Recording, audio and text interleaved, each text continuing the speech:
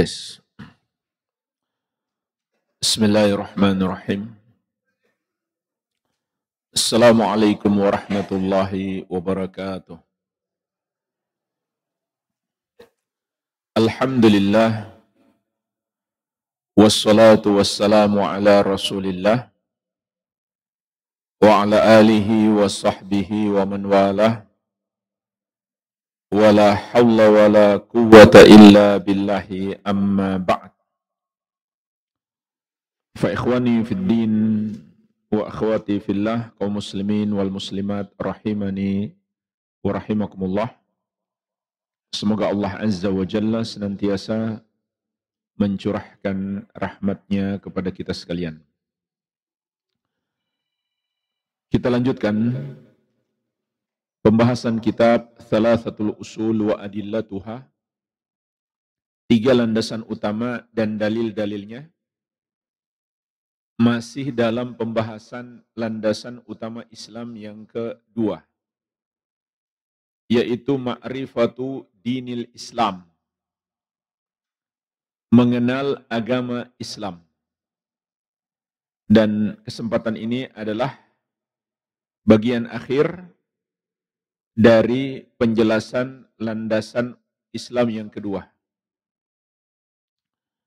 Penulis rahimahullah dari awal telah menjelaskan Islam itu ada 3 tingkatan. Tingkatan Islam, tingkatan iman, dan tingkatan ihsan. Dan masing-masing memiliki rukun. Islam rukunnya ada 5, alhamdulillah sudah kita bahas.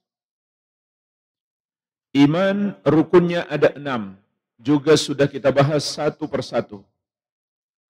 6 rukun iman. Maka kita akan masuk pada pembahasan tentang ihsan.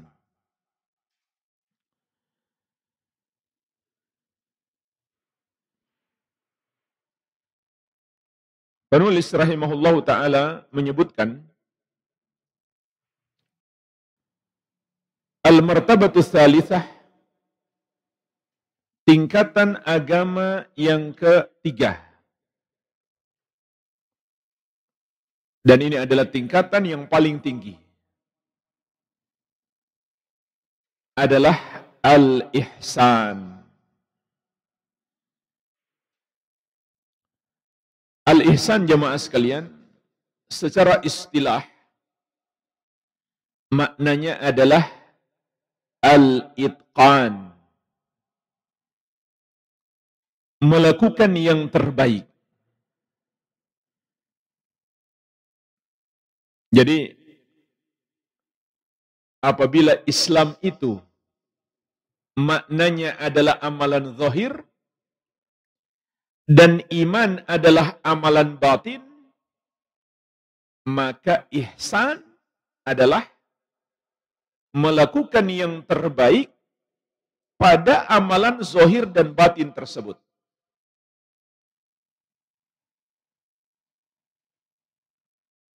Inilah makna ihsan. Melakukan yang terbaik pada amalan zahir dan amalan batin.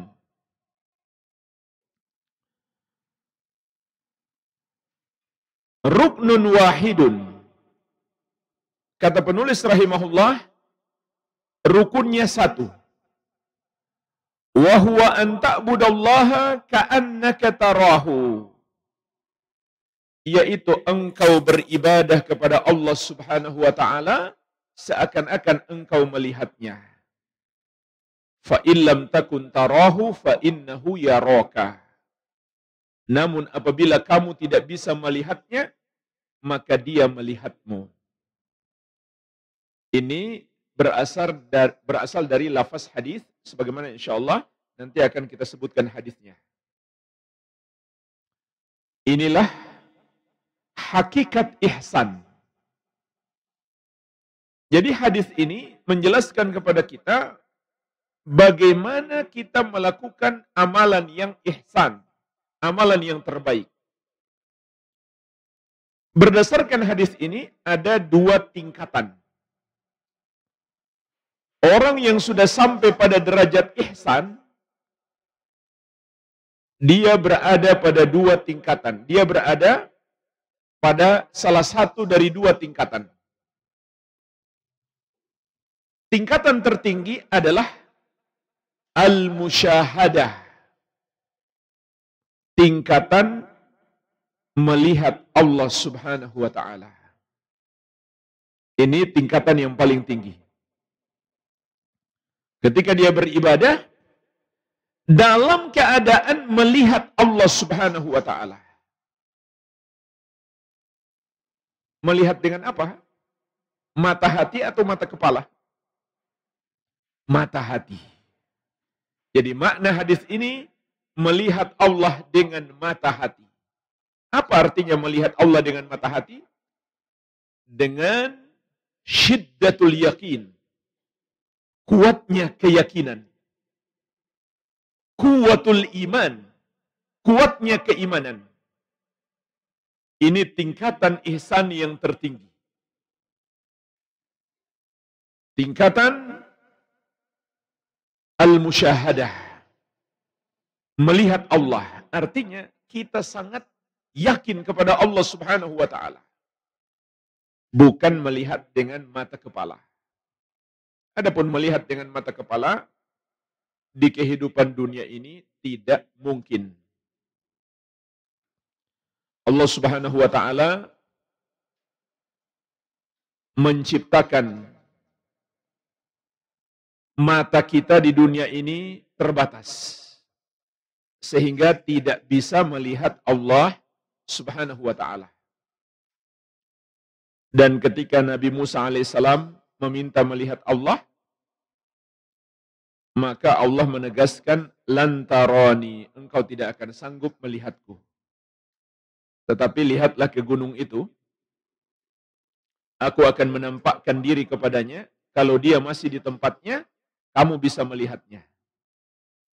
Tatkala Allah menampakkan diri ke gunung itu, maka gunung itu hancur, rata dengan tanah. Sehingga Nabi Musa alaihissalam pun jatuh pingsan. Karena menyaksikan kejadian dahsyat itu, Nabi Musa alaihissalam sampai jatuh pingsan. Dan Nabi Muhammad SAW ketika Mi'raj, kemudian sekembalinya beliau ditanya oleh para sahabat, hal ra'aita rabbak, apakah engkau melihat Rabbmu? Kata beliau, nurun fa'anna arahu, ada cahaya. Dalam hadis yang lain, hijabuhun nur. Hijabnya Allah adalah cahaya. Fa'anna arahu. Bagaimana bisa aku melihatnya? Namun kelak di hari kiamat, sebagaimana sudah pernah kita pelajari dalam kitab Usulus Sunnah, orang-orang yang beriman akan melihat Allah sebanyak 2 kali. Yang pertama di padang mahsyar, dan yang kedua di surga. Dan ketika di surga akan menjadi nikmat terbesar. Sebagaimana Allah tegaskan, lilladzina ahsanul husna wa ziyadah. Bagi orang-orang yang berbuat baik akan mendapatkan surga dan tambahannya. Para sahabat menafsirkan yang dimaksud dengan tambahan adalah an-nadharu ila wajhillahi azza wa jalla, melihat kepada wajah Allah Subhanahu wa taala. Jadi makna melihat di sini adalah dengan mata hati, bukan dengan mata kepala. Kemudian tingkatan yang kedua, kalau kita tidak sampai pada tingkatan yang pertama, minimal pada tingkatan yang kedua, yaitu tingkatan al-muraqabah. Kita yakin Allah Subhanahu wa ta'ala selalu melihat kita, mengawasi kita. Nah, jemaah sekalian, orang yang sudah sampai pada derajat ini, pastilah dia melakukan ibadah yang terbaik. Karena dia sedang melihat Allah. Atau Allah sedang melihat dia. Pastilah dia melakukan ibadah yang terbaik. Dan ibadah yang terbaik itu sebagaimana kata Imam Al-Fudail bin Iyad adalah akhlasuhu wa aswabuhu. Ketika beliau menafsirkan makna ahsanu amalah, amalan yang terbaik, yang Allah sebutkan dalam banyak ayat. Di antaranya di awal surat Tabarak, surat Al-Mulk. Allah Subhanahu wa taala berfirman di surat Al-Mulk ayat kedua. Alladzi khalaqal mauta wal hayata liyabluwakum ayyukum ahsanu amala. Allah yang menciptakan kehidupan dan kematian untuk menguji kamu. Siapa di antara kamu yang paling baik amalannya? Lihat jemaah sekalian, ayat ini menunjukkan tujuan kita diciptakan bukan sekedar beramal, beribadah, tapi juga untuk melakukan ibadah yang terbaik. Di surat Az-Zariyat ayat 57 menjelaskan tujuan kita diciptakan untuk ibadah. Wa ma khalaqtul jinna wal insa illa liya'budun. Dan tidaklah aku menciptakan jin dan manusia kecuali agar mereka beribadah kepadaku. Maka di surat Al-Mulk ayat kedua dijelaskan lebih detail lagi bahwa kita diciptakan untuk melakukan ahsanu amala, bukan sembarang ibadah. Tapi ahsanu amala, amalan yang terbaik. Maka Imam Fudail bin Iyad rahimahullah menafsirkan yang dimaksud dengan ahsanu amalah adalah akhlasuhu wa aswabuhu. Amalan yang paling ikhlas dan paling benar. Lalu beliau menjelaskan apa yang dimaksud dengan ikhlas dan benar. Wal khalis ma kana lillah. Amalan yang ikhlas itu yang niatnya hanya untuk Allah semata. Dipersembahkan hanya kepada Allah dan diharapkan semata balasan darinya. Tidak dipersembahkan kepada selain Allah, tidak pula diharapkan balasan dari selainnya. Apakah balasan dunia atau sekedar pujian. Wasawab makana ala sunnati Rasulillah sallallahu alaihi wasallam. Sedangkan amalan yang benar adalah yang sesuai petunjuk Nabi Muhammad sallallahu alaihi wasallam. Inilah yang dimaksud amalan yang terbaik. Apakah secara zahir maupun batin. Semuanya kita lakukan dengan ikhlas dan sesuai petunjuk Nabi Muhammad sallallahu alaihi wasallam. Kemudian penulis rahimahullah menyebutkan dalil-dalil lagi dari Al-Quran yang menunjukkan dua tingkatan ihsan.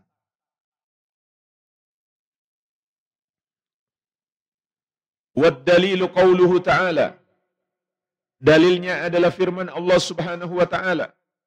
Innallaha ma'al ladzina taqaw wal ladzina hum muhsinun.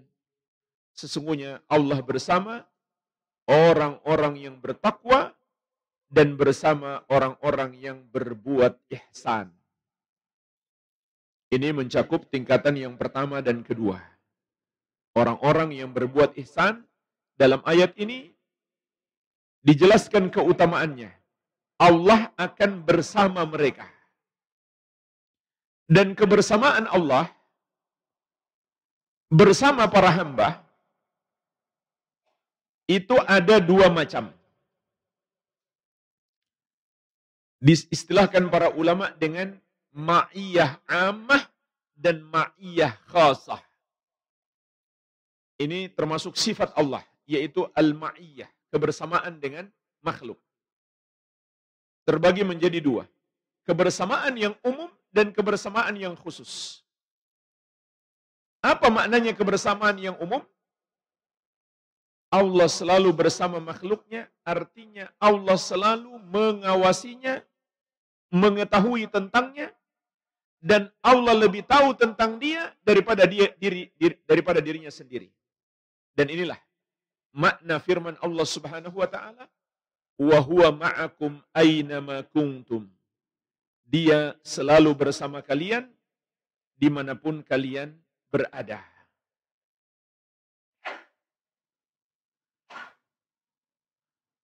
Surat Al-Hadid ayat keempat. Dia selalu bersama kalian dimanapun kalian berada. Jadi dimanapun hamba, maka Allah berada di situ. Maksudnya Allah mengawasinya. Allah mengetahui tentang dia. Bukan artinya zat Allah menyatu dengan dia, bukan. Karena makna bersama itu tidak selalu bermakna menyatu. Contoh kalau kita mengatakan, dimanapun kita berjalan, bulan selalu bersama kita. Padahal bulannya ada di atas kan? Atau kita mengatakan kepada saudara kita, engkau selalu di hatiku. Padahal orangnya jauh. Jadi tidak selalu makna bersama itu menyatu. Dan tidak mungkin Allah menyatu dengan hamba. Ini keyakinan kufur. Keyakinan sufi, tarekat tasawuf. Bahasa Jawanya manunggaling kaula gusti. Atau wihdatul wujud. Ini kufur. Dan penghinaan kepada Allah Subhanahu wa ta'ala. Yang kedua, ma'iyah khasah. Kebersamaan secara khusus. Maksudnya Allah bukan sekedar mengawasi dan mengetahui kita. Tapi Allah Subhanahu wa ta'ala memberikan pertolongan dan dukungannya kepada kita. Dan inilah yang dimaksud dalam ayat. Innallaha ma'al ladzina taqaw wal ladzina hum muhsinun. Sesungguhnya Allah bersama orang-orang yang bertakwa dan orang-orang yang berbuat ihsan. Allah bersama mereka artinya Allah menolong dan mendukung mereka. Maka ayat ini mengandung motivasi kepada kita untuk melakukan yang terbaik dalam setiap ibadah. Dan dalam hadis Nabi SAW pernah bersabda, Innallaha yuhibbu ahadakum idza amila amalan an yutkinahu. Sesungguhnya Allah mencintai apabila seorang dari kalian melakukan satu amalan, dia lakukan dengan cara yang terbaik. Bahkan ini pun mencakup urusan dunia. Kita lakukan yang terbaik. Dan nomor satu untuk melakukan urusan dunia yang terbaik itu adalah kita lakukan dengan ikhlas. Meskipun urusan dunia kita niatkan untuk ibadah. Contoh ketika kita bekerja mencari rezeki, maka itu asalnya mubah. Tapi kalau kita niatkan, kita bekerja untuk menaati perintah Allah dan meneladani para nabi dan rasul, maka menjadi ibadah. Maka lakukanlah pekerjaan itu dengan cara yang terbaik. Maka dia masih masuk dalam makna ihsan. Sampai pun ketika membunuh, menyembelih, kita disuruh melakukan yang ihsan. Dalam hadis Nabi SAW mengatakan, Innallaha katabal ihsan ala kulli syai'. Fa idza qataltum fa ahsinul qitlah, wa idza dzabhtum fa ahsinul dzibhah. Sesungguhnya Allah menetapkan kewajiban al-ihsan dalam segala sesuatu. Maka kalau kamu membunuh, bunuhlah dengan cara yang terbaik. Kalau kamu menyembelih, menyembelihlah dengan cara yang terbaik. Falyuhidda ahadukum syafratahu wal yurih dzabihatahu. Hendaklah ketika menyembelih, tajamkan dulu pisaunya dan buat nyaman hewan sembelihanmu. Kalau pisaunya tumpul, maka itu berarti bukan menyembelih yang terbaik. Karena itu akan lebih menyakiti hewan tersebut. Wa qauluhu ta'ala, dalil berikutnya, wa tawakkal 'alal 'azizir rahim. Dan bertawakallah, yaitu bergantunglah hatimu hanya kepada Allah yang Maha Perkasa lagi Maha Penyayang. Alladzi yaraka hina taqum, yang selalu melihatmu ketika kamu berdiri, yaitu untuk sholat. Wa taqallubaka fis sajidin, dan melihat gerak-gerikmu ketika bersujud. Innahu huwas samiul alim. Sesungguhnya dia Maha mendengar lagi Maha mengetahui. Ayat-ayat yang mulia ini menjelaskan kepada kita kedudukan ihsan yang kedua, yaitu al-muraqabah. Allah selalu melihat kita.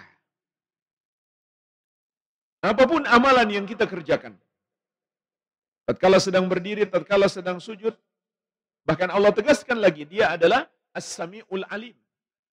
Yang Maha mendengar lagi Maha mengetahui. Maka semua bacaan kita, ucapan kita, meskipun kita baca dengan suara yang lirih, Allah Maha mendengar. Semua tindak tanduk kita Allah Maha mengetahui. Wa qauluhu ta'ala, juga firman Allah Subhanahu wa ta'ala, wa ma takunu fi sya'ni wa ma tatlu minhu min qur'ani wa la ta'maluna min amalin illa kunna 'alaikum syuhudan id tufiduna fi.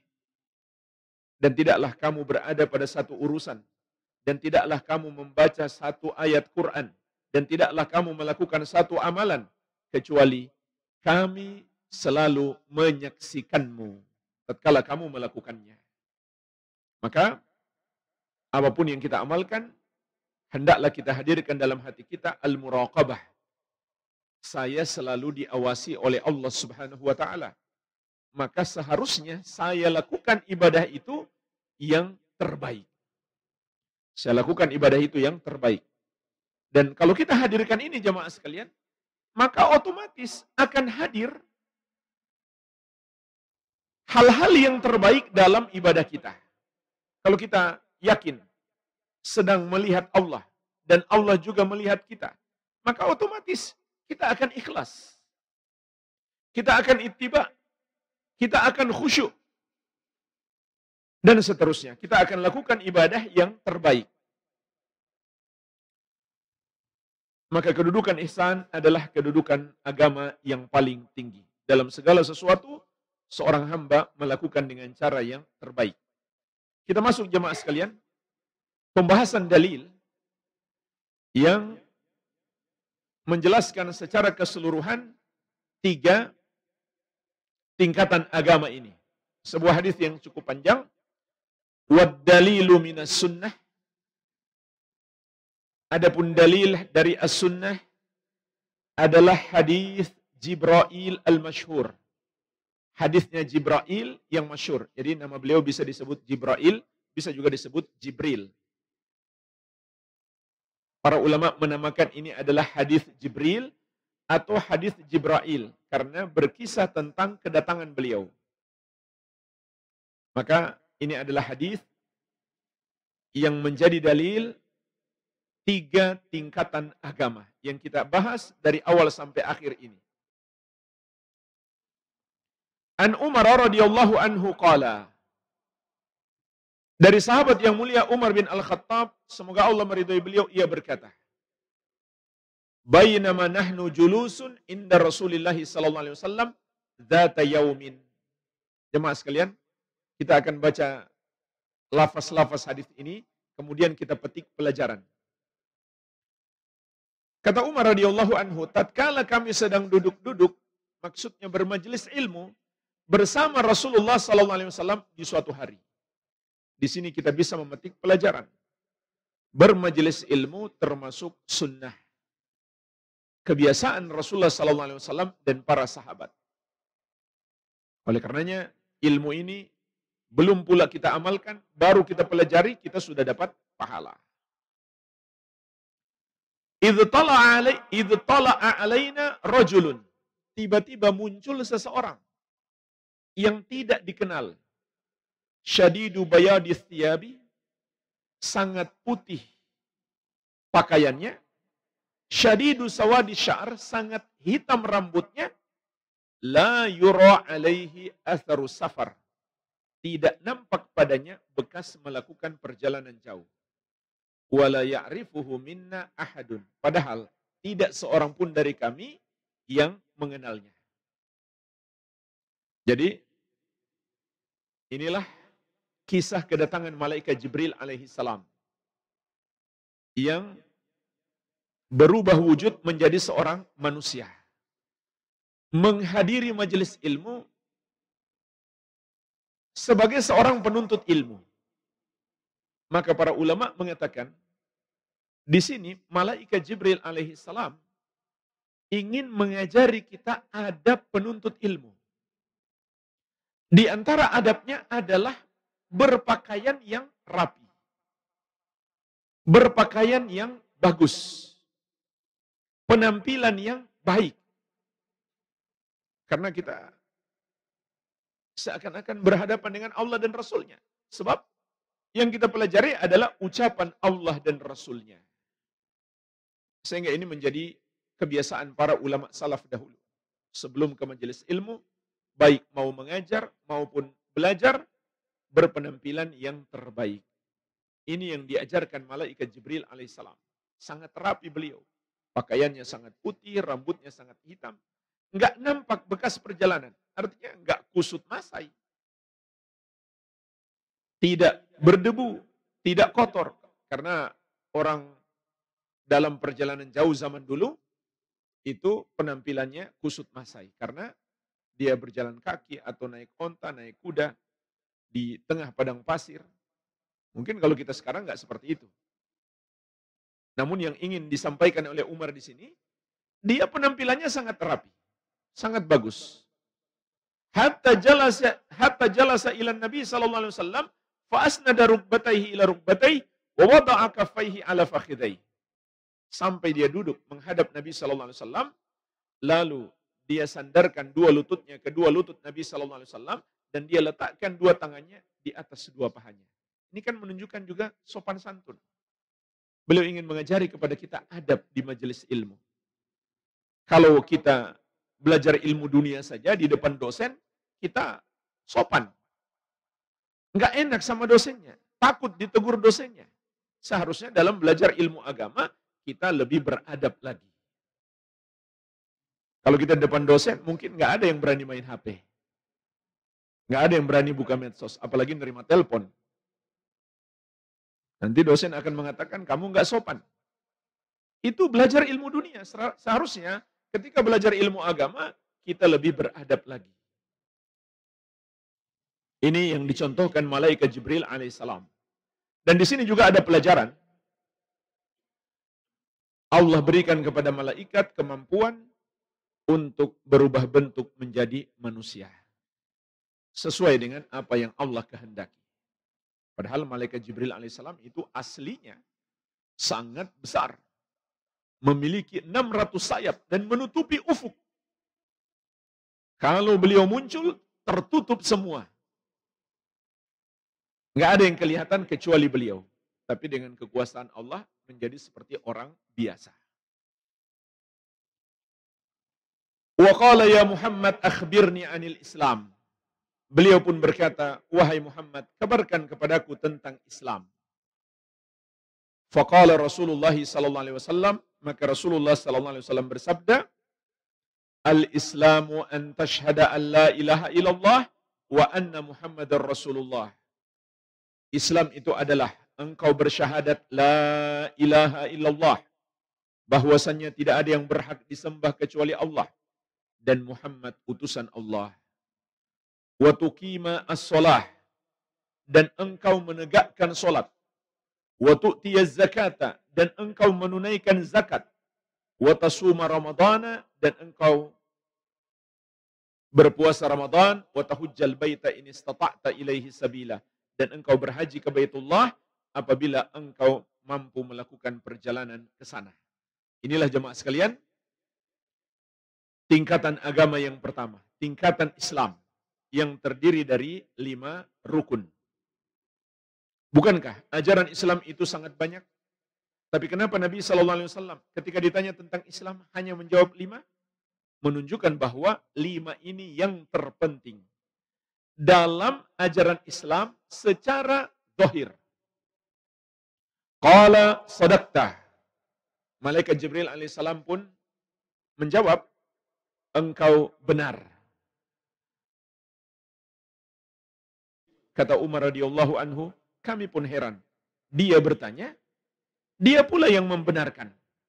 Maka jemaah sekalian, terkait dengan pertanyaan malaikat Jibril alaihissalam, di sini kita bisa memetik dua pelajaran penting. Pertama, bertanya termasuk pintu ilmu. Bertanya termasuk pintu ilmu. Dan kedua, bertanya itu yang singkat, jelas, padat. Nggak usah curhat. Yang singkat, jelas, padat. Ini teladan dari malaikat Jibril alaihissalam. Ada lagi yang ketiga, boleh seseorang itu bertanya, padahal dia sudah tahu jawabannya. Tujuannya apa? Untuk mengajari para hadirin. Maka ini boleh, tapi kalau untuk mengetes ustadznya nggak boleh. Itu nggak sopan namanya. Kalau ustadz ngetes muridnya boleh. Kalau murid nggak boleh ngetes ustadznya. Jadi malaikat Jibril menanyakan sesuatu yang dia sudah tahu jawabannya. Tujuan beliau untuk mengajari para hadirin. Nabi SAW menjawab agar hadirin bisa mendengarkan. Qala, beliau bertanya lagi. Fa akhbirni anil iman. Kabarkan kepadaku tentang iman. Qala an tu'mina billahi wa malaikatihi wa kutubihi wa rusulihi wal yaumil akhir wa tu'mina bil qadari khairihi wa syarrihi. Iman itu adalah engkau beriman kepada Allah, malaikat-malaikatnya, kitab-kitabnya, para rasulnya, hari akhir, dan engkau beriman kepada takdir, baiknya dan buruknya. Maka inilah tingkatan Islam yang kedua, yaitu tingkatan iman. Semuanya adalah amalan batin. Padahal jamaah sekalian, iman itu mencakup seluruh ajaran Islam. Dan masih banyak lagi amalan batin selain 6 ini. Tapi kenapa ketika Nabi SAW ditanya tentang iman cuma menjawab 6? Karena inilah bagian keimanan yang paling penting. Sehingga disebut rukun. Ini adalah pokok-pokok keimanan. Walhamdulillah sudah kita pelajari satu persatu. Qala sadaqta. Malaikat Jibril pun berkata lagi, engkau benar. Qala fa akhbirni anil ihsan. Beliau bertanya lagi, kabarkan kepadaku tentang ihsan. Qala, maka Nabi SAW bersabda, an ta'budallaha ka'annaka tarahu fa in lam takun tarahu fa innahu yarak. Ihsan itu adalah engkau beribadah kepada Allah seakan-akan engkau melihatnya, maka apabila engkau tidak bisa melihatnya, sesungguhnya dia melihatmu. Beliau menjawab, ihsan melakukan ibadah yang terbaik dalam dua tingkatan, al-musyahadah dan al-muraqabah. Seseorang yang sudah sampai pada derajat musyahadah, maka pasti dia memiliki al-muraqabah. Namun yang baru sampai muraqabah, belum tentu dia sampai pada musyahadah. Minimalnya kita sampai pada al-muraqabah. Yakin Allah selalu melihat kita.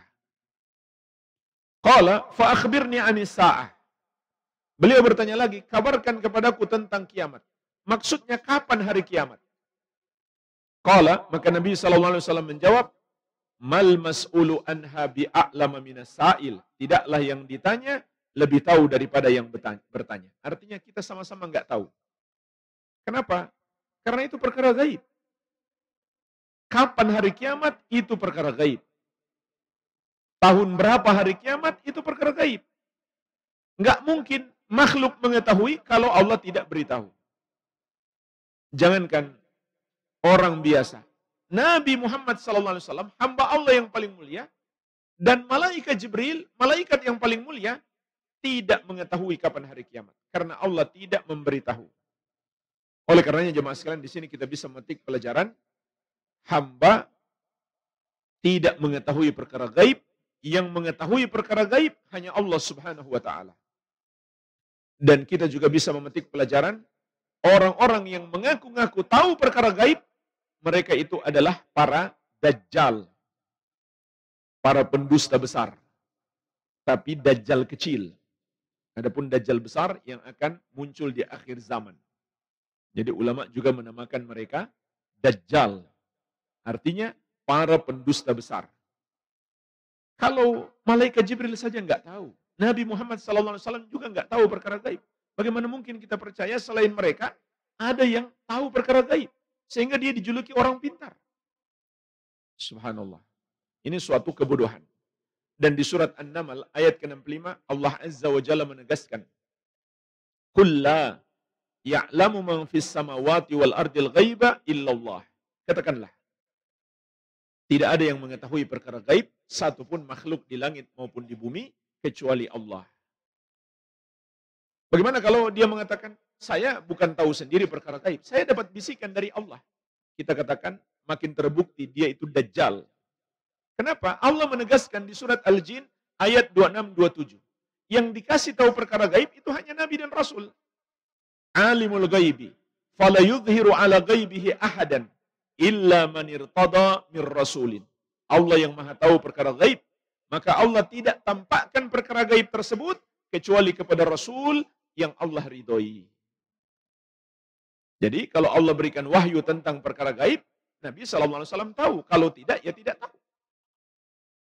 Di antaranya Nabi SAW telah mengabarkan kepada kita, seperti dalam hadis ini, tanda-tanda kiamat. Begitu pula rincian kehidupan di akhirat. Itu karena Allah berikan wahyu. Kalau tidak, maka tentu beliau tidak tahu. Jadi ayat mengatakan yang diberitahu itu hanya Nabi dan Rasul. Kalau ada orang yang mengaku-ngaku tahu perkara gaib, maka dia adalah pendusta besar.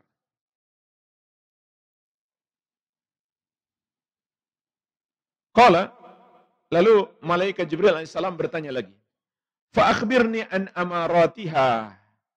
Kalau begitu kabarkan kepadaku tentang tanda-tanda kiamat. Maka di sini Nabi SAW akan menjelaskan tentang tanda-tanda kiamat sugra. Karena tanda-tanda kiamat itu ada dua macam, sugra dan kubra. Yang kecil dan yang besar.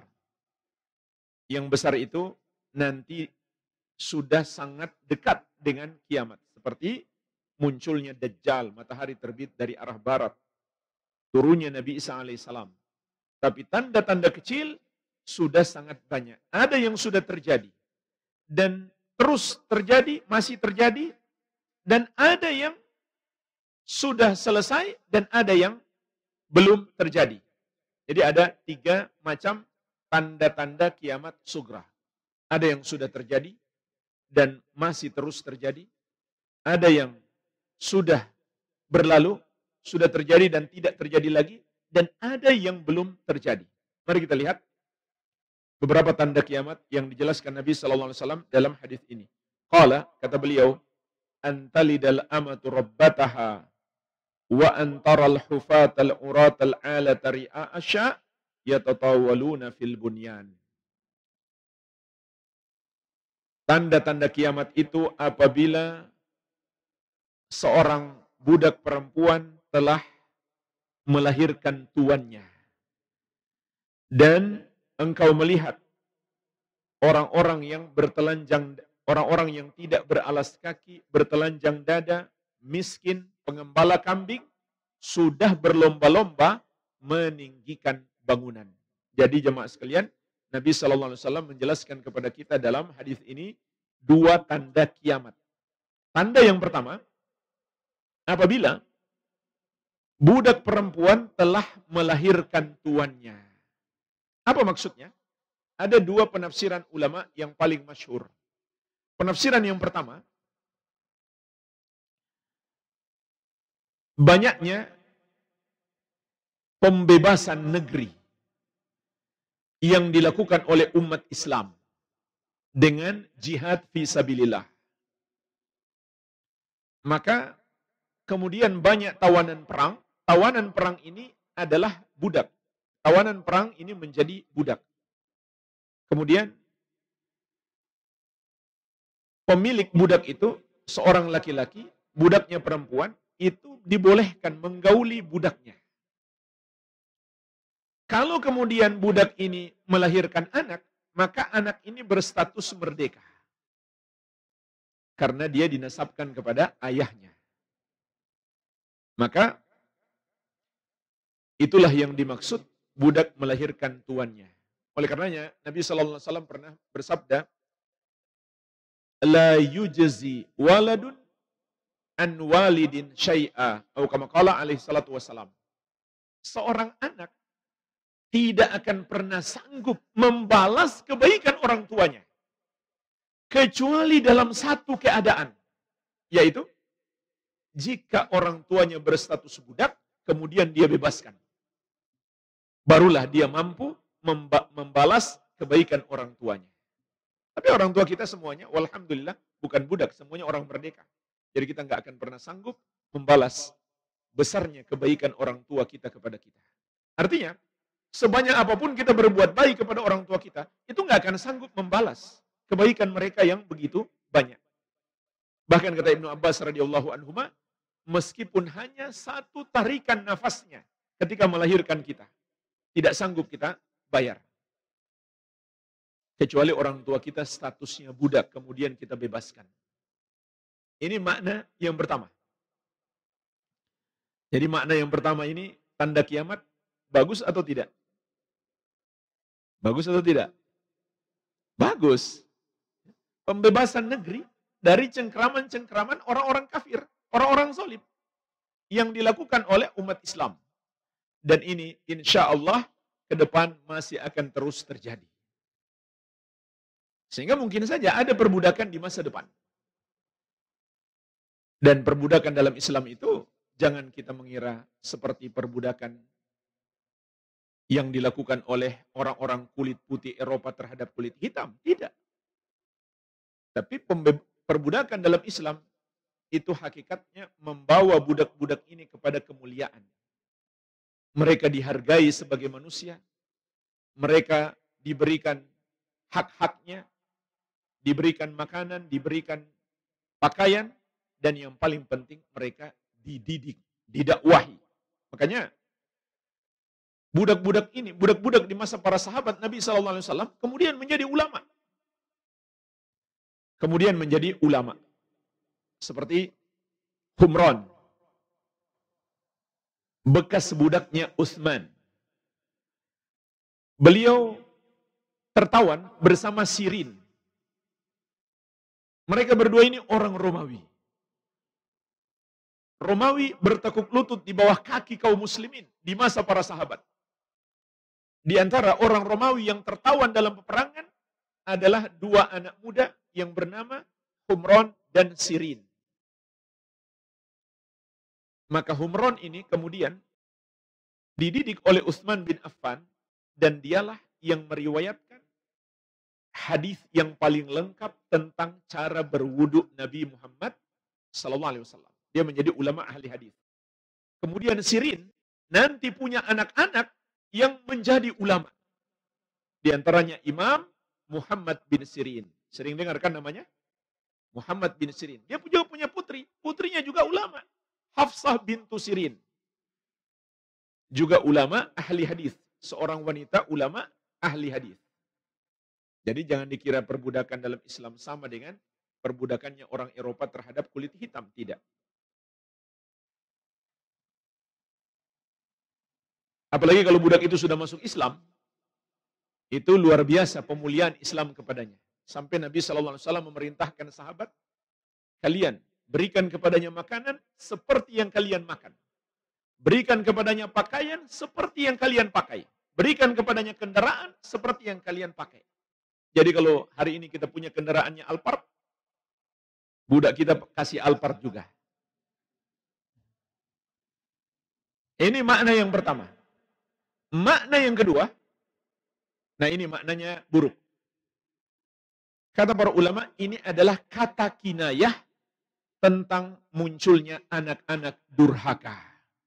Sehingga orang tuanya bagaikan budak. Dia tuannya. Dia majikannya. Nyuruh-nyuruh orang tua, bentak-bentak orang tua. Seakan-akan orang tua budaknya. Maka ini hal yang buruk. Menunjukkan dekatnya kiamat. Ini tanda kiamat yang pertama dengan dua makna.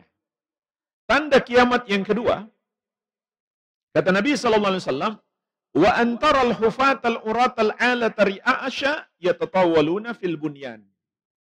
Engkau lihat orang yang tidak beralas kaki, bertelanjang dada, miskin, pengembala kambing, sudah berlomba-lomba meninggikan bangunan. Apa maknanya jemaah sekalian? Juga ada dua penafsiran yang masyhur di kalangan ulama. Banyak penafsirannya, namun yang paling masyhur ada dua. Penafsiran yang pertama,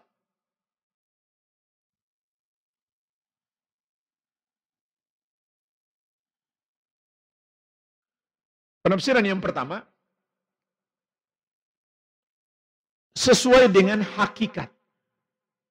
Artinya, mereka dulunya miskin, tapi sekarang sudah kaya raya, lalu berlomba-lomba membuat gedung yang tinggi. Dan ini bisa kita lihat seperti negeri Arab umumnya saat ini. Dulu mereka sangat miskin. Hidup di padang pasir hanya dari gembalaan kambing. Umumnya mereka dapatkan penghidupan. Namun dengan ditemukannya minyak, tiba-tiba mereka menjadi kaya raya. Mereka pun mendirikan bangunan-bangunan yang tinggi. Ini makna yang pertama, makna yang hakiki. Orang-orang yang tadinya miskin, kemudian menjadi kaya, sehingga mereka bangun gedung-gedung tinggi. Dan gedung tertinggi hari ini ada di mana?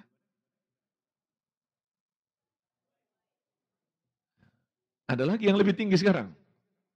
Di Jeddah. Nggak tahu udah jadi apa belum ya. Jeddah sekarang lebih tinggi daripada yang di Dubai. Nah, cuma pertanyaannya, apakah ini baik atau buruk?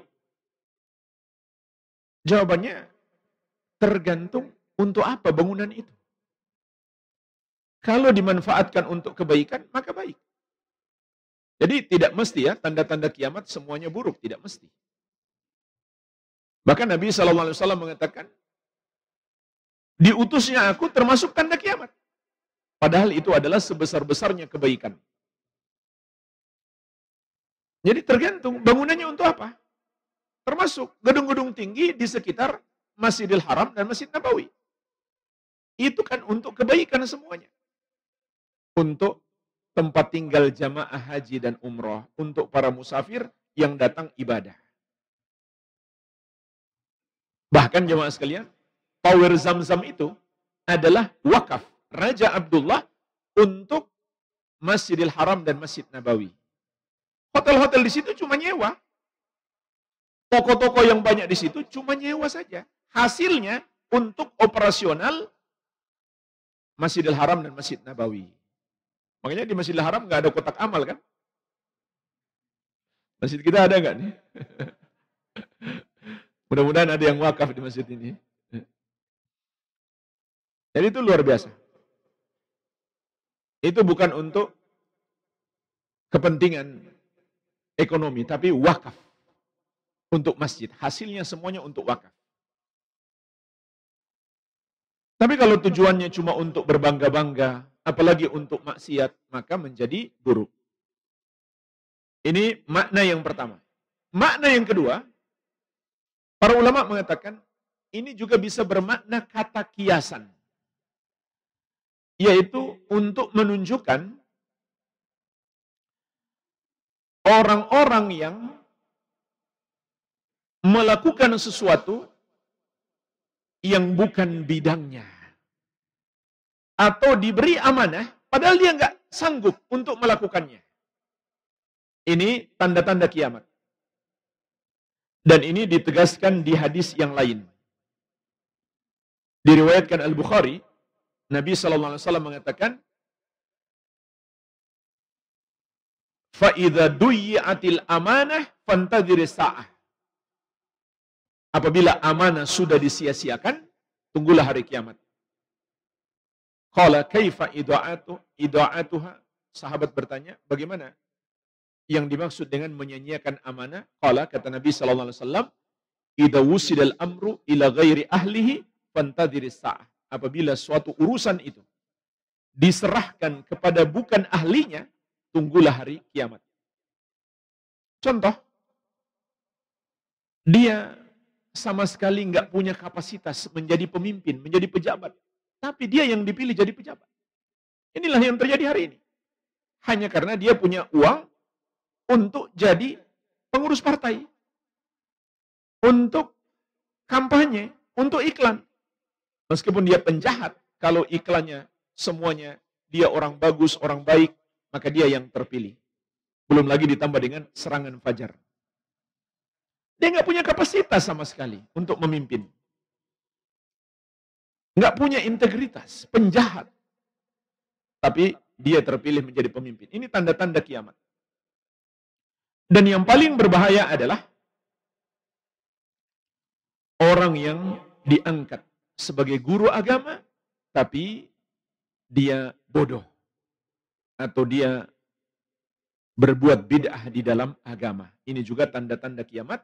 Sebagaimana sabda Nabi SAW, Inna min asyratis sa'ah ayyul tamasal ilmu indal asagir. Sesungguhnya di antara tanda-tanda kiamat, ilmu itu diambil dari al-asagir, orang-orang kecil. Para ulama menafsirkan, orang kecil itu ada dua makna. Yang pertama, orang bodoh. Tapi dianggap berilmu. Dialah yang dijadikan rujukan dalam agama. Dalam hadis yang lain, fadallu wa adallu. Mereka sesat dan menyesatkan. Yang kedua, sebagaimana kata Imam Abdullah bin Al-Mubarak rahimahullah, yang dimaksud dengan orang-orang kecil adalah ahlul bidah. Meskipun kelihatannya dia hafal Quran, hafal hadis, tapi pemahamannya tidak seperti pemahaman sahabat. Maka mereka yang diangkat menjadi guru, ini tanda-tanda kiamat. Jadi dia bukan ahlinya, tapi diserahkan urusan itu. Dia bukan yang pantas untuk menjadi guru, tapi dianggap menjadi guru. Ini makna hadis yang kedua. Ketika urusan diserahkan kepada bukan ahlinya. Artinya mereka kan miskin, tapi berlomba-lomba membangun bangunan. Kan nggak sesuai. Miskin, tapi berlomba-lomba meninggikan bangunan. Tidak sesuai. Maka itu maknanya urusan diserahkan kepada yang bukan ahlinya. Inilah jemaah sekalian, dua tanda kiamat dengan dua penafsiran yang masyhur di kalangan ulama. Ada penafsiran-penafsiran yang lain, namun dua hal ini yang paling masyhur. Qala, lalu kata Umar bin Khattab radhiyallahu anhu, famada falabithna maliyan. Orang itu pun pergi, kami diam beberapa saat, faqal, lalu Nabi sallallahu alaihi wasallam bersabda, ya Umar, atadri manis sa'il, wahai Umar, tahukah kamu siapa orang yang bertanya tadi? Qultu Allahu wa rasuluhu a'lam. Maka aku jawab, Allah dan Rasulnya yang lebih mengetahui. Inilah jemaah sekalian, suatu adab diajarkan oleh Umar bin Khattab kepada kita. Kalau kita berbicara tentang urusan agama, kita tidak tahu, katakan Allahu a'lam. Adapun ucapan tambahan wa rasuluhu, Allahu wa rasuluhu a'lam, kata para ulama, ini hanya berlaku ketika Nabi sallallahu alaihi wasallam masih hidup. Kenapa dikatakan Allah dan Rasulnya? Tidak Allah saja. Karena Rasul pun memiliki ilmunya tentang agama. Beda halnya kalau ditanya tentang kapan hari kiamat, nggak boleh kita katakan Allahu wa Rasuluhu a'lam. Karena Rasulullah SAW tidak tahu. Tapi dalam hal ini, Rasulullah SAW juga mengetahui ilmunya. Namun karena beliau sudah wafat, cukup kita katakan Allahu a'lam. Qala, maka Nabi SAW menjelaskan, hadza Jibril atakum yu'allimukum amra dinikum. Beliau adalah malaikat Jibril alaihi salam yang sengaja mendatangi kalian untuk mengajari kalian agama kalian. Jemaah sekalian, di sini ada pelajaran penting. Yang mengajar adalah Rasulullah sallallahu alaihi wasallam. Malaikat Jibril hanya bertanya. Tapi kata Nabi sallallahu alaihi wasallam, yang mengajari kalian adalah malaikat Jibril. Artinya jemaah sekalian, orang yang menjadi sebab orang lain bisa menuntut ilmu, dia akan dapatkan pahala yang sama dengan ustadznya. Karena dia menjadi sebab. Dan zaman sekarang Allah permudah kita. Tinggal share pamflet saja, apa susahnya. Tinggal kirim-kirim saja ke medsos, atau ke WhatsApp, ke grup-grup keluarga. Kalau ada satu orang datang ke suatu kajian karena melihat poster yang kita share, mulai orang itu keluar dari rumah, orang itu sudah mulai ibadah, dan ibadahnya, pahalanya juga mengalir kepada kita. Bagaimana kalau 10 orang yang baca poster atau pengumuman kajian yang kita sebarkan? 10 orang itu datang. Bayangkan 10 orang ini pahala mereka mengalir kepada kita. Kemudian, kalau ilmu yang mereka dapati di majelis itu mereka amalkan, pahala pun masih mengalir kepada kita. Kalau ilmu itu mereka ajarkan lagi kepada orang lain, pahala juga mengalir kepada kita. Jadi manfaatkan apa yang Allah berikan kepada kita untuk berdakwah.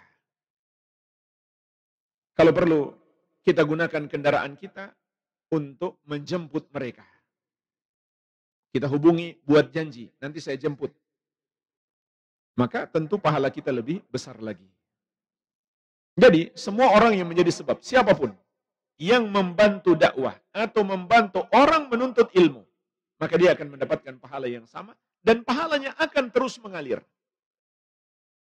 Termasuk kita bantu pondok pesantren, bantu para ustadz yang berdakwah, bantu para penuntut ilmu, maka kita akan dapatkan pahala yang terus mengalir. Kita cuma duduk-duduk santai, para dai yang kita bantu berdakwah itu sibuk berdakwah, pahala mengalir kepada kita karena kita yang membantu dia. Jadi berdakwah itu tidak selamanya kita yang menyampaikan secara langsung. Kita bisa sekedar memfasilitasi.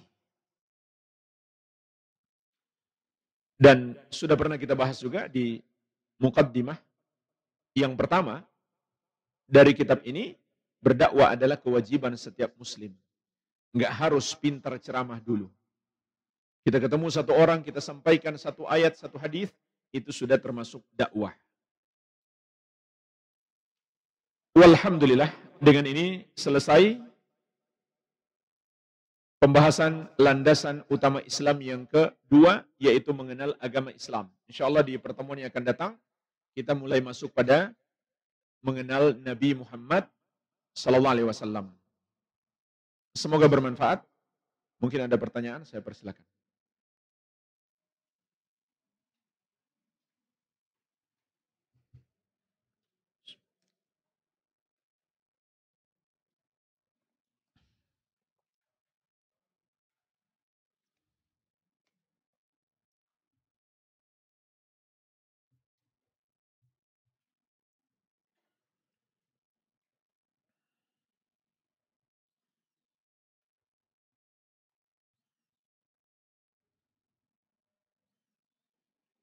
Bismillah. Terkait Allah Maha Dekat. Bagaimana jika di dalam hati kita ada hal buruk, atau ucapan buruk, atau prasangka buruk? Pastinya Allah Maha tahu. Apakah hal itu dosa? Apakah Allah akan menghukum, memperhitungkan setiap hal buruk yang ada dalam hati kita? Jawabannya, ya, tentu. Allah Maha tahu. Dan itu termasuk amalan. Dan bahkan bisa jadi amalan hati itu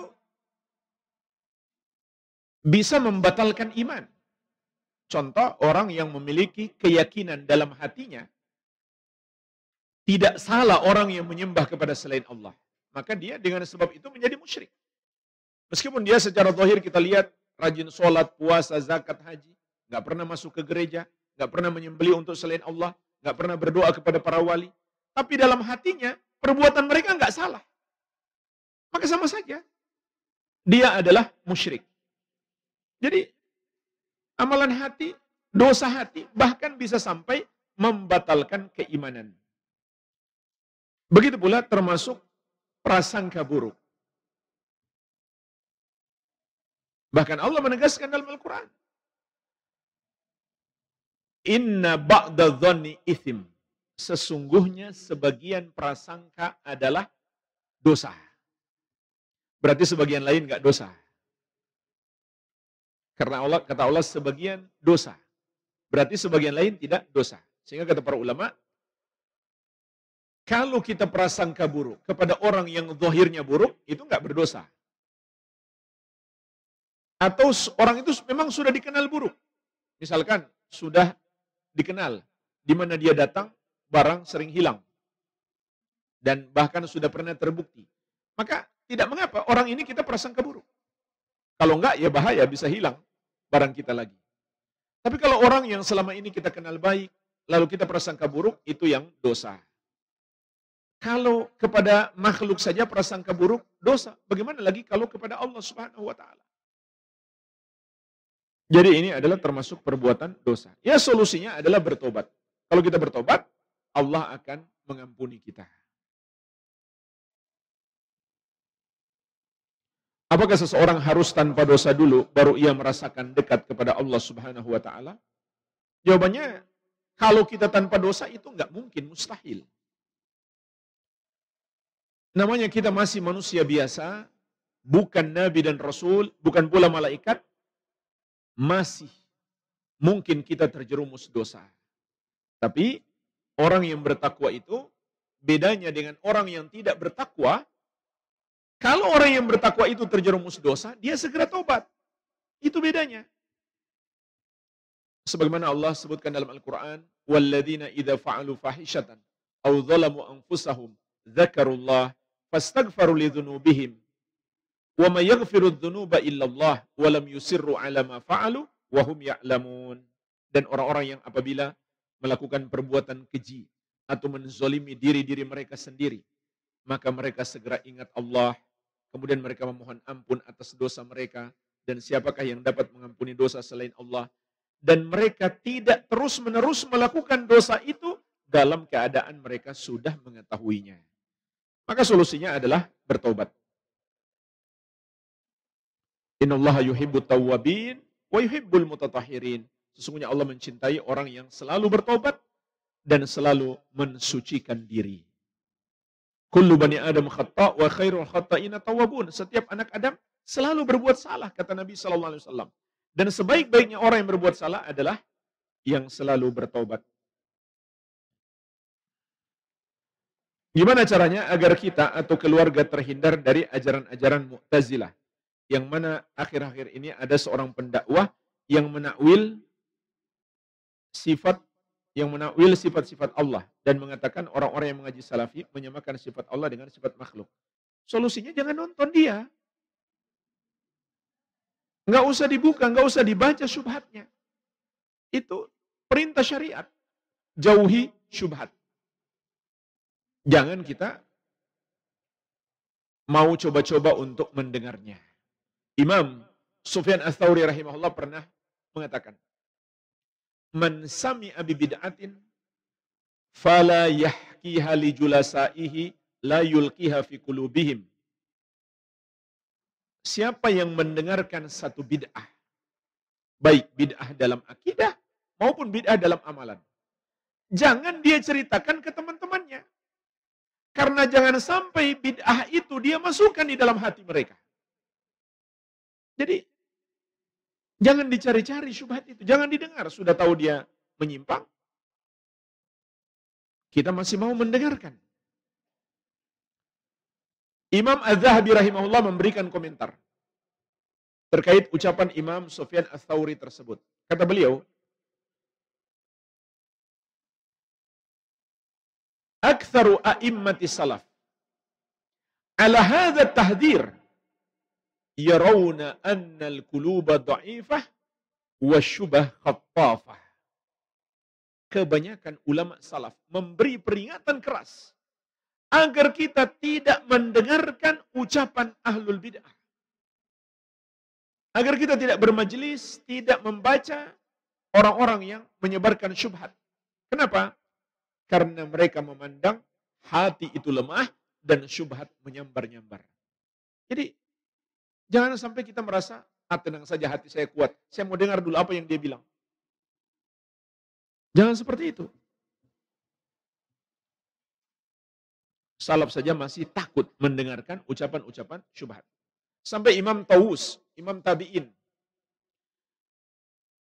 Ketika ada seorang dari kalangan Mu'tazilah mau lewat, beliau tutup telinganya. Ini terang-terangan di depan orangnya loh. Beliau tutup telinganya. Kemudian beliau perintahkan kepada anaknya, tutup telingamu dan jangan dengarkan satupun apa katanya. Tutup telinga. Saking takutnya, itu ulama. Tapi takut mendengarkan ucapan orang-orang yang sesat. Itu solusinya. Jauhi syubhat. Dan solusi yang terbaik adalah kita belajar akidah. Perdalam ilmu agama, terutama ilmu terkait akidah. Dan saya merekomendasikan beberapa buku untuk mempelajari tentang asma wa sifat. Yang pertama, cuma ini agak sedikit berat, Al-Qawaidul Muthlah, yang disusun oleh Al-Allamah Ibnu Utsaimin. Ada lagi yang lebih ringan, yaitu Syarah Lum'atil I'tiqad. Di bagian awal ada pembahasan asma wa sifat. Itu ringan, jelas, mudah dipahami. Kita punya benteng dari akidah-akidah yang menyimpang. Yang ketiga, Syarah Al-Aqidah Al-Wasitiyah. Ini 3 kitab semuanya disusun oleh Al-Allamah Ibnu Utsaimin.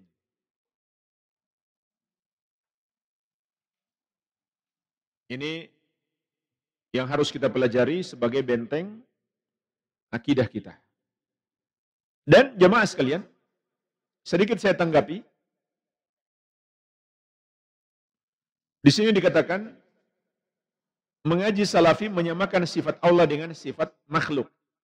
Kenapa mereka berkesimpulan seperti itu? Karena menurut mereka, kalau kita beriman, Allah itu punya wajah. Sementara makhluk juga punya wajah. Berarti kita telah menyamakan Allah dengan makhluk. Kalau kita mengatakan Allah punya tangan, sementara makhluk juga punya tangan. Berarti kata mereka kita telah menyamakan Allah dengan makhluk. Itu sebab mereka mengatakan salafi itu menyamakan Allah dengan makhluk. Jawabannya sangat mudah saja. Tentu jawaban dalil-dalil dari Al-Quran dan Sunnah sangat banyak. Bahkan ijma' ulama. Tapi kalau kita sampaikan dalil, sulit mereka terima. Kalaupun mereka terima, mereka mengatakan pemahaman kita nggak sama. Saya juga ikut dalil itu, tapi pemahaman saya beda. Maka bisa kita jawab secara akal sehat. Karena kalau pendapat itu bertentangan dengan kebenaran, pasti bertentangan dengan akal sehat. Mereka mengaku-ngaku, mengklaim bahwa akidah mereka dibangun di atas dasar akal sehat. Maka kita bisa bantah dengan akal sehat yang sesungguhnya, yang sejati. Mudah bantahnya, kata para ulama. Antara makhluk dengan makhluk saja, sama-sama punya wajah, tapi hakikatnya berbeda. Contoh, manusia punya wajah. Monyet juga punya wajah. Apakah kalau saya mengatakan manusia punya wajah, berarti saya menyamakan manusia dengan monyet? Tidak kan? Kenapa? Karena hakikat wajah manusia dan monyet itu tidak sama. Ini antara makhluk dengan makhluk. Sama-sama disebut wajah, tapi hakikatnya berbeda. Bagaimana lagi antara Allah dengan makhluk? Meskipun sama-sama disebut wajah, tentu hakikatnya tidak sama. Dan kalau mereka mengatakan kita menyamakan wajah Allah dengan wajah makhluk, tentu itu adalah kedustaan. Dan Allah Subhanahu wa taala menegaskan, "Laisa kamitslihi syai'un wa huwas samiul basir." Tidak ada yang serupa dengan Allah dan Dia Maha mendengar lagi Maha melihat. Kemudian mereka sendiri kelompok Ahlul Kalam atau Asy'ariyah atau Mu'tazilah, mereka masih beriman terhadap sebagian sifat Allah. Contoh sifat 20. Ya kan? Di sifat 20 itu ada as-sama' dan al-basar. Allah memiliki sifat mendengar dan melihat. Ada atau tidak? Ada kan? Antum masih ingat pelajaran SD kan? Ada sifat mendengar dan melihat. Maka kita bisa balikkan logika mereka. Bukankah manusia juga mendengar dan melihat? Kalau menggunakan logika mereka, berarti mereka juga menyamakan Allah dengan makhluk. Tentu mereka akan mengatakan, Kan tidak sama antara mendengarnya Allah dan mendengarnya makhluk. Tidak sama pula melihatnya Allah dan melihatnya makhluk. Maka kita katakan tidak sama juga antara wajah Allah dan wajah makhluk. Paham? Mudah membantahnya. Contoh lain, mereka mengatakan, ini logika mereka ya. Kalau Allah berada di atas arsy, berarti Allah butuh kepada arsy. Dan berarti Allah lebih kecil daripada arsy. Itu logika mereka. Maka kita bisa jawab, jamaah sekalian. Yang pertama, Allah tidak pernah mengatakan Allah menempel di arsy. Bagaimana kita bisa katakan seakan-akan Allah butuh kepada arsy? Dan juga antara satu makhluk dengan makhluk yang lainnya, ada yang di atas dan di bawah, tapi yang di atas tidak membutuhkan yang di bawah. Contoh, langit di atas bumi. Apakah langit membutuhkan bumi? Tidak.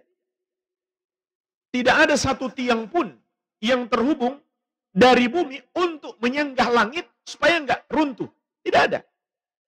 Langit nggak membutuhkan bumi untuk tegak di atas. Mereka logikanya sama dengan kita. Kita di atas karpet, kita butuh karpet, bukan karpet yang butuh kita. Kalau itu betul, tapi ada makhluk lain, dia di atas nggak butuh kepada yang di bawah. Dan langit jauh lebih besar daripada bumi. Itu antara makhluk dengan makhluk. Bagaimana lagi antara makhluk dengan Allah Subhanahu wa taala? Allah di atas arsy, Allah Maha Besar, Allah sama sekali tidak membutuhkan arsy. Jadi semua logika mereka dapat dibantah dengan akal sehat saja. Tapi kalau kita mengetahui adanya ijma' ulama dalam hal ini, tentu lebih afdal. Semua ini ada ijma' ulama. Bukan sekedar ayat dan hadis. Ulama sepakat memahami maknanya. Bahwa ayat-ayat sifat itu dipahami sesuai dengan zahirnya. Berikut saya akan bacakan satu nukilan ijma' ulama. Banyak sekali nukilan ijma' ulama tentang hal ini. Di antaranya dinukil oleh Imam Ibnu Abdul Bar di dalam At-Tamhid. Imam besar ahli sunnah dari abad ke-5 Hijriah. Wafat tahun 463 Hijriah. Mereka mengatakan akidah salafi itu akidah baru yang ditemukan Ibnu Taimiyah dan beliau baru hidup di abad ke-8 Hijriah. Sekarang saya bacakan ijma' dari abad ke-5 Hijriah. Dinukilkan oleh Imam Ibnu Abdul Bar dalam kitabnya At-Tamhid. Ahlus sunnah mujmi'una alal ikrari bisifatil waridah kulliha fil Quran was sunnah wal iman biha wa hamliha alal haqiqah la alal majaz. Ahlus sunnah itu sepakat meyakini dan mengimani semua sifat-sifat Allah di dalam Al-Quran dan sunnah dan membawanya kepada makna yang hakiki, bukan makna majaz yang butuh penakwilan. Jadi diimani secara hakiki, secara zahir. Itu bukan kata kiasan, bukan majaz yang harus ditakwilkan lagi. Oleh karenanya jemaah sekalian, hal yang sangat menakjubkan kalau kita buka kitab-kitab tafsir yang memiliki sanad dari penafsiran para sahabat, contoh tafsir At-Tabari. Itu ada sanadnya penafsiran para sahabat. Maka tidak kita temukan satu pun sahabat menakwilkan sifat-sifat Allah. Padahal penakwilan hukum-hukum syariat sangat banyak. Tapi terkait dengan sifat-sifat Allah, tidak ada satupun riwayat yang sahih sahabat menakwilkan. Nggak ada sahabat mengatakan, maksud tangan Allah bukan tangan beneran, maksudnya kekuasaan. Nggak ada. Sahabat nggak pernah berkata seperti itu. Mereka biarkan apa adanya. Jadi ini akidah yang baru, tidak sesuai dengan akidah salaf. Makanya mereka nggak pernah mengatakan, akidah kami akidah sahabat Nabi SAW. Bahkan mereka tidak berani mengatakan, akidah kami akidahnya Imam Syafi'i, Imam Ahmad, Imam Malik, Imam Abu Hanifah. Tidak. Paling mereka hanya bisa bilang, ini akidah Abul Hasan Al-Asy'ari, atau Abu Mansur Al-Maturidi, atau Abdullah bin Kullab, atau Wasil bin Atha, atau Jaham bin Sufwan. Inilah sanad mereka. sampai kepada Asy'ariyah, Maturidiyah, Kullabiyah. Lebih tinggi lagi Mu'tazilah. Lebih tinggi, yang paling tinggi adalah Jahmiyah. Nggak ada satupun yang mengatakan ini akidah sahabat Nabi Sallallahu Alaihi Wasallam, ini akidahnya Imam Syafi'i, Imam Ahmad, Imam Malik, Imam Abu Hanifah. Nggak ada. Menunjukkan ini akidah yang bid'ah. Tapi mereka pandai mempermainkan kata-kata. Makanya kita nggak usah dengarkan mereka, nggak usah baca.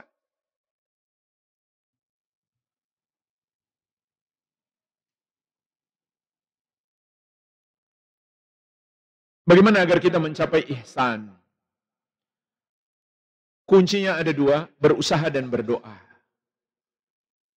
Dan usaha itu dimulai dengan menuntut ilmu, mendalami ilmu agama. Terutama ilmu tentang Allah Subhanahu wa taala. Dan bersungguh-sungguh dalam beramal. Melakukan ibadah yang terbaik dengan ikhlas sesuai petunjuk Nabi sallallahu alaihi wasallam dan minta tolong kepada Allah Subhanahu wa taala. Kalau Allah tidak menolong kita, tidak mungkin kita bisa menggapainya. Oleh karenanya, di antara doa yang dianjurkan untuk selalu kita baca sebelum salam, setiap sholat, Allahumma a'inni ala dzikrika wa syukrika wa husni ibadatika. Ya Allah, berikanlah aku pertolongan untuk berzikir kepadamu, bersyukur kepadamu, dan melakukan ibadah yang terbaik kepadamu.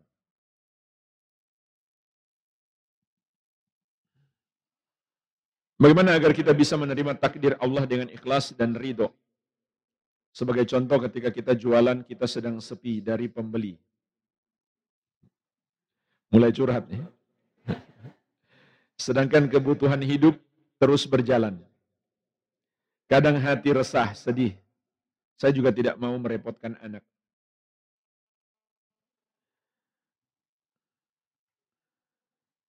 Rezeki Allah sangat luas.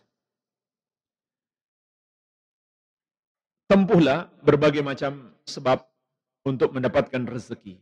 Sebab yang paling utama adalah kita selalu bertakwa kepada Allah Subhanahu wa taala. Karena Allah berjanji, "Wa may yattaqillaha yaj'al lahu makhraja wa yarzuqhu min haitsu la yahtasib." Barang siapa bertakwa kepada Allah, maka Allah akan berikan jalan keluar baginya dan Allah akan berikan rezeki dari arah yang tidak dia sangka-sangka. Itu solusi yang paling jitu. Kuatkan ketakwaan kita kepada Allah Subhanahu wa taala. Bertobat dari semua perbuatan maksiat. Dan yakin rezeki itu sudah Allah takdirkan. Maka bersandarlah hanya kepada Allah yang satu saja. Dialah yang menakdirkan rezeki. Dan Allah juga berjanji, "Wa may yatawakkal 'alallahi fahuwa hasbuh." Barang siapa bertawakal, bergantung hatinya hanya kepada Allah, cukuplah Allah sebagai penolongnya. Dan juga bersifat qanaah. Sifat qanaah ini ibadah yang sangat agung. Allah berikan berapapun kepada kita, maka itu kita syukuri. Ini ibadah juga yang dengannya kita mendekatkan diri kepada Allah Subhanahu wa taala. Dan ingat, kekurangan harta itu juga musibah. Dan setiap musibah penghapus dosa. Kelak di hari kiamat, kita akan berharap, coba musibah yang saya dapatkan lebih banyak ya. Iya. Orang-orang yang ditimpa musibah, kelak di hari kiamat, dia berharap, seandainya musibah yang dia dapatkan dulu di dunia, lebih banyak. Kenapa? Dia melihat pahalanya yang begitu besar. Jadi sebenarnya dalam musibah itu, dalam semua kekurangan kita, ada nikmat yang Allah berikan. Karena Allah ingin mempersiapkan untuk kita yang lebih baik di akhirat. Kemudian juga lihat kehidupan Nabi kita, Nabi Muhammad SAW. Kalau beliau mau jadi orang yang kaya raya, tinggal beliau berdoa. Pasti Allah kabulkan. Ini hamba yang paling Allah cintai loh. Kalau saja musuh Allah, orang-orang kafir Allah berikan kekayaan yang melimpah, kenapa orang yang bertakwa Allah tidak berikan kekayaan? Karena itu bukan tanda Allah cinta kepada dia. Tapi kalau Nabi SAW mau, tinggal beliau berdoa. Niscaya Allah berikan gunung emas kalau beliau mau. Ternyata beliau memang nggak mau. Beliau nggak meminta itu. Beliau rela hidup sederhana demi mendapatkan pahalanya. pahala bersabar.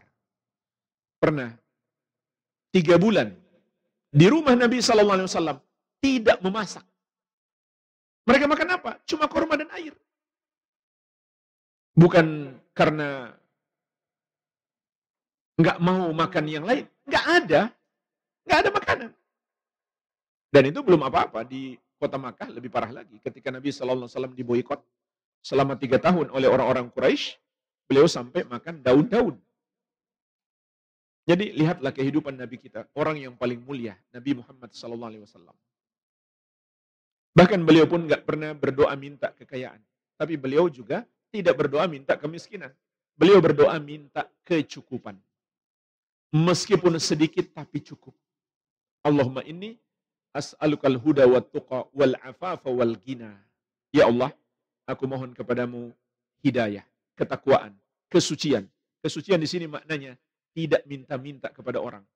Wal gina, dan kecukupan. Beliau tidak minta kekayaan, tidak pula minta kemiskinan. Yang beliau minta adalah kecukupan. Meskipun sedikit, tapi cukup.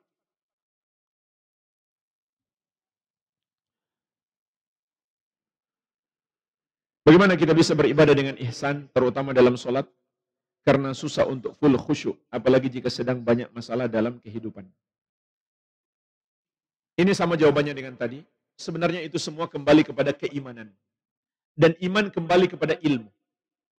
Oleh karena itu, perlu kita mendalami ilmu, terutama ilmu tentang Allah Subhanahu wa Ta'ala. Maka iman kita akan menguat, itu faktor utama kekhusyukan kita. Dan juga minta tolong kepada Allah Subhanahu wa Ta'ala. Demikian pula agar khusyuk, berusaha memahami bacaan yang kita baca. Terutama tafsirnya. Bukan sekedar terjemahannya, tapi tafsirnya. Semakin kita paham, akan membantu kita untuk khusyuk.